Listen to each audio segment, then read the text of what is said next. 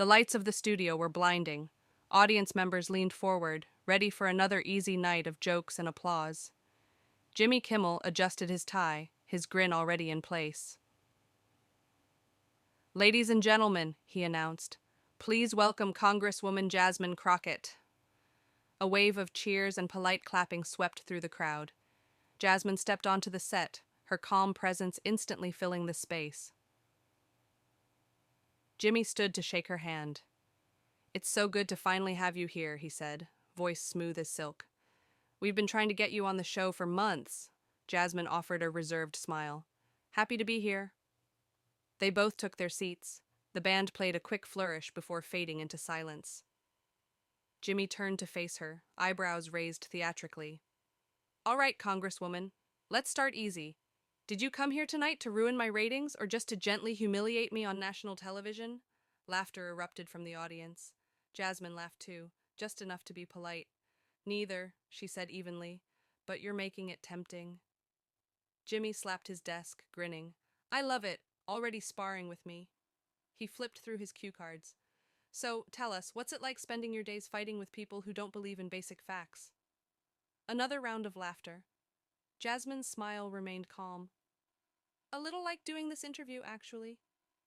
The audience howled. Jimmy held a hand to his heart, pretending to be wounded. "Wow, you're going to be trouble." For the next 10 minutes, everything was easy. Banter, applause, perfectly timed punchlines. But then Jimmy shifted in his chair. His smile turned just a shade sharper. He tapped the stack of cards against the desk as if bracing for something more. "Okay," he said finally. "Serious question, and I mean this respectfully." The crowd went quiet. "Is it exhausting, pretending you're always the adult in the room?" The laugh track didn't play. The question didn't sound quite like a joke. Jasmine didn't react, yet. She just folded her hands in her lap, waiting. And across America, viewers leaned a little closer to their screens. Was this still an interview, or the start of something else? Jimmy flipped the next cue card over, tapping it thoughtfully with one finger. "You know," he said, voice light, "I read somewhere that you've been called one of the most unflappable politicians in Washington." He looked up, eyebrows arched. "Is that something you practice? Or does it just come naturally to, never admit you're wrong?" Nervous laughter flickered through the audience. Jasmine smiled, but the expression didn't quite reach her eyes. "I think staying calm is easier when you're telling the truth." Jimmy's grin widened. Sure, but come on, everybody exaggerates sometimes. Even you." The crowd chuckled again, but it was thinner this time, less certain. Jasmine didn't blink. "I think there's a difference between exaggeration and fabrication." Jimmy's eyes glimmered, sensing the tension. "Oh, so you're saying some people sitting in this chair have been fabricators?" He spread his hands in mock innocence. "Would you like to name names?" Laughter rippled through the crowd, but Jasmine didn't join in. "If the shoe fits," she said quietly, "people usually find their own feet." A small gasp moved across the audience. Jimmy blinked, but recovered quickly. "I like that, cryptic and classy." He leaned forward, dropping his voice. "But seriously, Jasmine, you've never spun the truth to help your agenda?" Her gaze was steady, never to hurt people who couldn't defend themselves. Jimmy's smile twitched, just a little strain at the edges. "That's noble, almost too noble, you know." He turned to the audience, gesturing as if to invite them in on a joke. "You ever notice how the really ambitious ones always say they're just here to help? Makes you wonder." Scattered laughter, but less this time. Somewhere in the second row, a woman frowned. Jasmine's hands stayed folded. Her voice was calm, but lower. "You're right, it does make you wonder." Jimmy's eyes narrowed. "So, tell me, are you ever afraid you're just playing a role?" The crowd fell completely silent. Jasmine didn't look away, didn't flinch. "Are you?" A sharp intake of breath moved through the studio. Jimmy opened his mouth. closed it. He shuffled the cards again, but suddenly, none of them looked quite as funny. And across the country, viewers were leaning closer. What exactly had she just turned back on him? Jimmy cleared his throat, trying to mask the sudden tension. He forced a chuckle and turned back to the audience. Well, that was deep. Next time I'll bring a therapist to moderate. A ripple of uneasy laughter moved through the seats. Jasmine's face remained calm. Jimmy flipped to another card, tapping it against the desk a little too fast. Okay, let's lighten it up. You're a public servant, a lawyer, an activist. Tell me, do you ever get tired of always being so serious? Jasmine lifted an eyebrow. Do you ever get tired of pretending not to be? A few people in the audience laughed, this time on her side. Jimmy's jaw tightened, but he smiled quickly, covering it with another joke. Hey, don't let the suit fool you. Underneath all this, I'm basically a 12-year-old with a microphone. More laughter, but it didn't last. He leaned forward, voice dropping. Honestly, Jasmine, you talk about truth like it's some kind of superpower. He didn't wait for her to reply. But isn't it exhausting? Always acting like you're the only one who has it figured out? Jasmine studied him, hands still folded neatly in her lap. It's not exhausting, to be honest. Jimmy tilted his head, smile turning thin. Is it honest, if nobody believes you? The question hung there, heavy. A few audience members shifted in their seats. Jasmine didn't blink. It's still honest. Jimmy gave a little shrug. Sure, but some people would say that sounds performative. He emphasized the word, as if tasting it. Jasmine didn't look away. Only people who confuse sincerity with performance. A low hum moved through the studio. Curious, unsettled. Jimmy shifted his stack of cards, searching for safer ground. All right, let's try this another way, he gestured toward her. If you had to describe yourself in one word, just one, what would it be? Jasmine didn't hesitate. Unbothered. That single word seemed to echo in the lights. Jimmy opened his mouth, closed it. The silence stretched until he finally laughed, but there was no humor in it. Okay, Congresswoman. Unbothered it is. And in living rooms everywhere, viewers felt the tension sharpen. How long before one of them stopped? Jimmy shuffled his cards again, this time slower, like he needed an extra second to think. He lifted his gaze, the grin back on his face, but something in his eyes looked sharper. All right, Jasmine, he said, voice almost casual.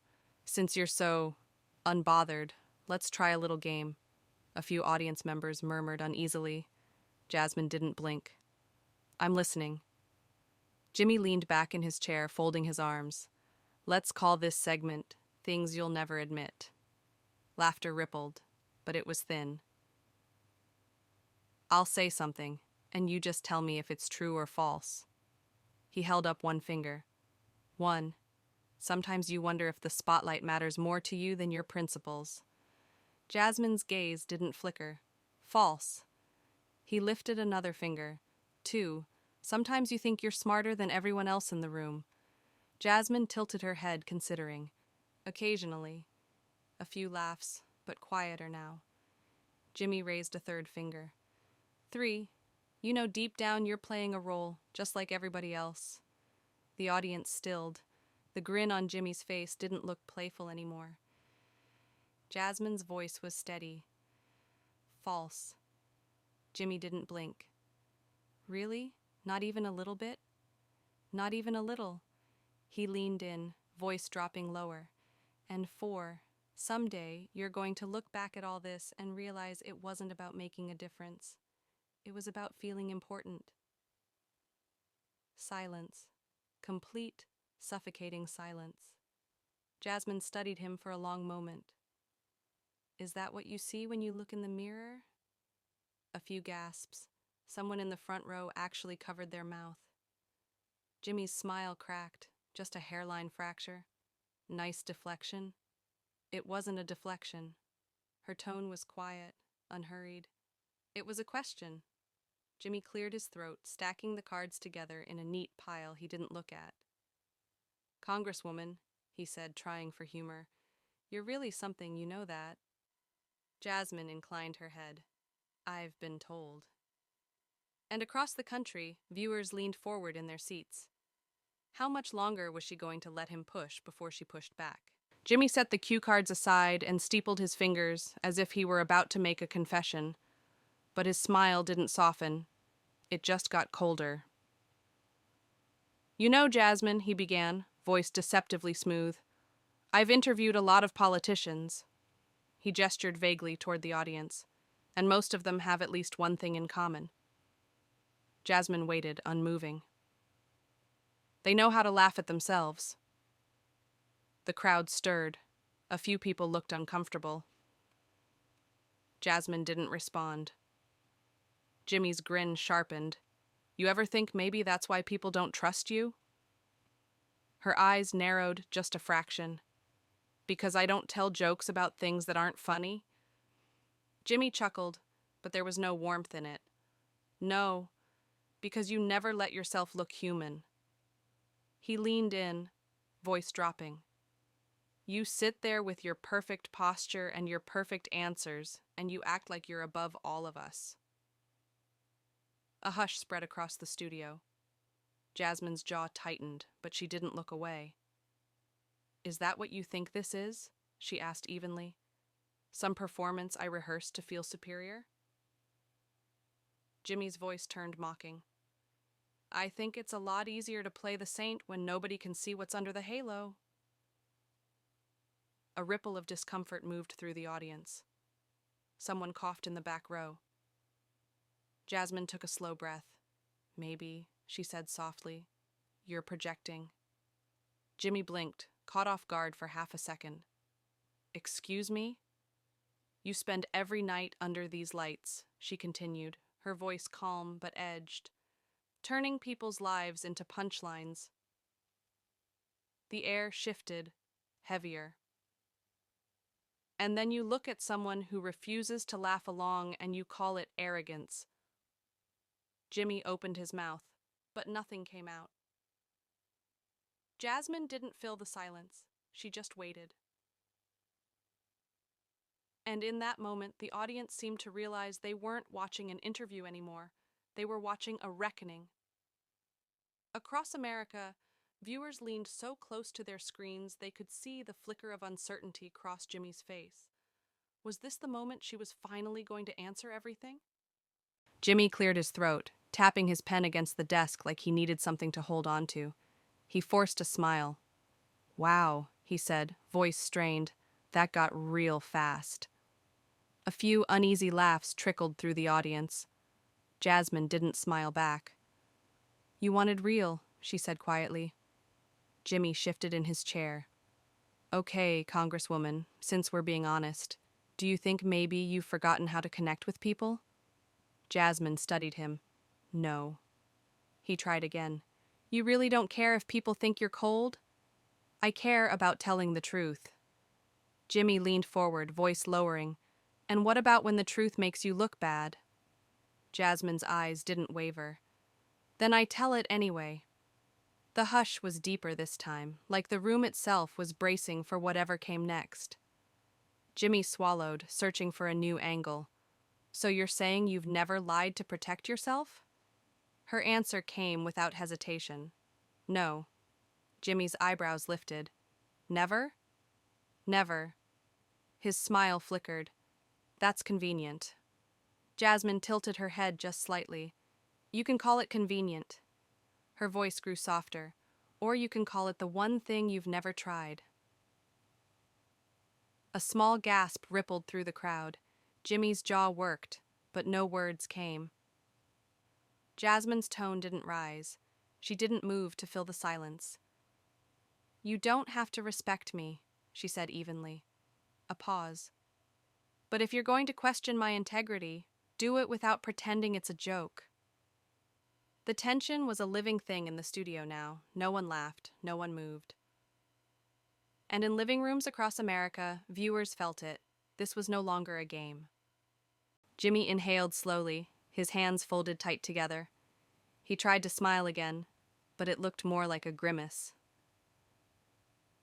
"All right," he said, voice forced casual. "Since you're so committed to honesty, let's try this." He gestured to the cameras. "Tell everyone here that you've never had a moment when you wondered if you were in over your head." Jasmine didn't answer right away. Jimmy leaned in, pressing harder. "Go on, just admit it.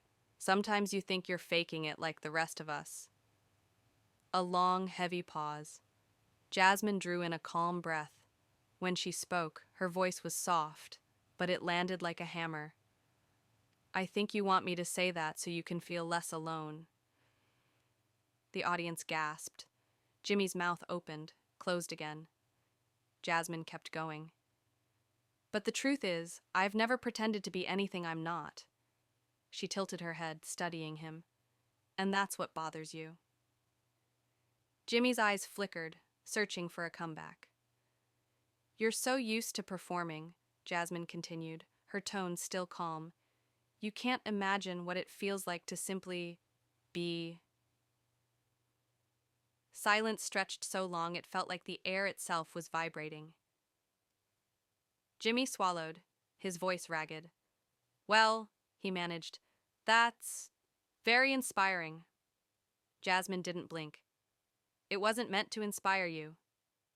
The audience was stone quiet.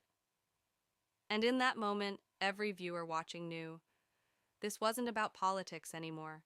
It was about something truer and far more dangerous to pretend away. Jimmy tapped his pen against the desk, the click, click, click, the only sound in the studio. He looked down at his cue cards like they might save him. But no one was laughing now. "Okay," he said, voice brittle. "So that's it? You're just above all this?" Jasmine didn't move. "No." Jimmy raised his eyebrows, grasping for an opening. "No?" She let a breath out slowly. "I'm not above it." Her gaze swept the audience. "I'm just not afraid of it." A hush rippled across the room. Jimmy swallowed. "Well," he said, trying for humor, "that makes one of us." A few weak chuckles, but most of the audience was silent, watching the unraveling play out in real time. Jasmine tilted her head, voice calm. "It's not fear that's the problem." She paused. "It's pretending you don't have any." Jimmy's jaw tightened. "Is this the part where you tell me I should be ashamed?" Jasmine's reply was almost gentle. "No." A pause. "This is the part where you realize I'm not here to play your game." A collective exhale moved through the seats, as if the tension itself had been holding everyone hostage. Jimmy looked at her, eyes searching. "Then why are you here?" Jasmine lifted her chin, voice clear. "Because someone has to remind people that you don't have to laugh at everything to survive it." He opened his mouth, then closed it. For the first time all night, Jasmine allowed herself the smallest smile. Not triumphant, not smug, just free. And across America, viewers felt the weight of it. She wasn't performing. She was simply telling the truth, and nothing was more disarming than that. Jimmy leaned back in his chair, rubbing his hands together as if he could smooth the cracks in his composure. His voice was softer now, almost hesitant. "You know, people tune into this show because they want to laugh." Jasmine didn't interrupt. "They don't want to feel like they're being judged." Her gaze stayed steady. "Then maybe you should stop judging them first." The audience sucked in a collective breath. Jimmy swallowed hard, eyes darting to the cameras and back. "I'm not." Jasmine lifted one hand, calm, measured. "You are." He fell silent. "Every time you turn someone's conviction into a punchline," she continued, voice even, "you tell everyone watching that sincerity is something to be mocked." Jimmy's shoulders slumped. "It's a comedy show," he said weakly. Jasmine didn't blink. And it could be so much more. Silence, no music, no nervous laughter, just the truth sitting between them. Jimmy looked down at the desk, his hands clasped tight. You really believe that?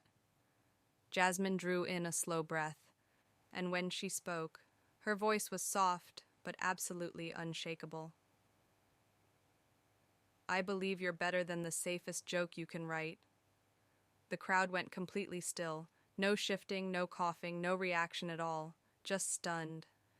Jimmy looked up, eyes wide, and for a split second, he didn't look like the host of a late-night show. He looked like a man who had just heard something he couldn't unhear.